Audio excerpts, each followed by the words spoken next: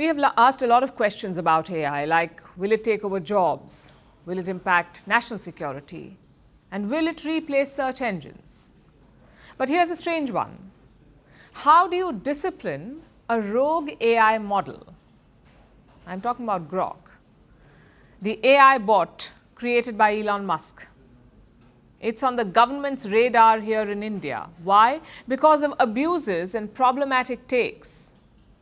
Who knew a teenager and Grok would be the same? But a rebellious teen is not a national issue. Grok could be. First, let me tell you what the problem is. Elon Musk launched the latest version of Grok last month. You can use it on X, formerly known as Twitter. Mention Grok's ID in your post, and Grok will reply. Just one problem though. This AI bot has turned abusive. It has started responding with Hindi cuss words. Of course, we can't show that here, but I'm sure you've seen what I'm talking about. And that is only the first problem. The second problem is this. Grok is wading into Indian politics. It is branding certain leaders as corrupt and undemocratic, and that too without proof. This is new territory for AI bots. Yes, they've been accused of misinformation, but Grok is also being accused of having an attitude problem. Why is that? The answer is programming. Grok is not going rogue. It was designed to be rogue. In fact, let me quote the company's philosophy. Grok on X, an AI assistant with a twist of humor and a dash of rebellion. I guess abuses now count as humor. Either way, that tells you why Grok is acting out. As for the response, the government is on it. Reports say New Delhi has in fact reached out to officials at X. The IT ministry is looking into whether Grok has violated Indian rules. They are investigating, specifically India's IT rules. I'm sure the law will take its course, but tonight we also want to focus on the human response, on how we should deal with AI bots. It's tempting to see these models as a perfect source of knowledge, but they're not. They are messy cauldrons of data. All AI models are made using bits of data, and that may include propaganda. That may include fake news. And yes, sometimes also abusive language. Unlike humans, AI does not know what is right or wrong. It simply absorbs everything it gets. Of course, the makers can try to install certain filters. For example, ChatGPT often refuses to answer political questions, and that's an inbuilt filter on the bot. But Grok has no such filters.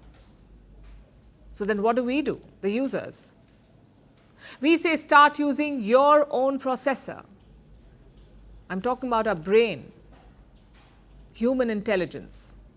When AI bots tell you something, don't believe it hook, line, and sinker. Do your own research. Maybe read a book and then come to a conclusion, because AI models do get a lot of things wrong. Look at this study from 2024. It says AI bots agreed with false statements 26% of the time. Here's another study. It found that AI search engines showed wrong sources 60% of the time. So your first job is to accept this truth, that AI bots are not perfect. If you still insist on believing them, I have an experiment for you. We asked Grok a simple question. Are you always right? That's what we asked. And look at the answer. No, I'm not always right. I'm not infallible. Even Grok admits that it can be wrong, so humans should accept it too. As for this controversy, expect it to blow up, because it's not just about Grok. X and India are facing off over another issue as well, and that is censorship. Elon Musk's company has filed a case against the government of India. It is accusing New Delhi of excess censorship. The same thing happened in 2022 as well. X refused to comply with India's censorship rules. We thought that saga was behind us, but clearly it's not. India's IT rules allow appropriate government bodies to censor content. They can ask X to take down inflammatory things like hate speech or fake news. X says this power has been granted to way too many people, all central ministries, state governments, and tens of thousands of police officers. Now, we haven't heard the government's response yet, but this has all the makings of a new flashpoint. Do you think that Ukraine is at its weakest position? This war is not about Ukraine. Do you believe that your president was insulted? Yes or no question. Is Ukraine prepared to pay the price for that peace? No compromises at the cost of territorial integrity and sovereignty. Diplomacy will work? Yes, Do you it think will. Russia will give up the territory if there is no ceasefire? Do you propose to keep fighting? We are ready to resist. Do you think there will be peace? Many countries gave us 3 days. President Trump said you don't have any cards. We do not have another choice. How do you keep fighting? You ask me once again the same question. Because you've not answered my question. We have enough capacities to keep fighting.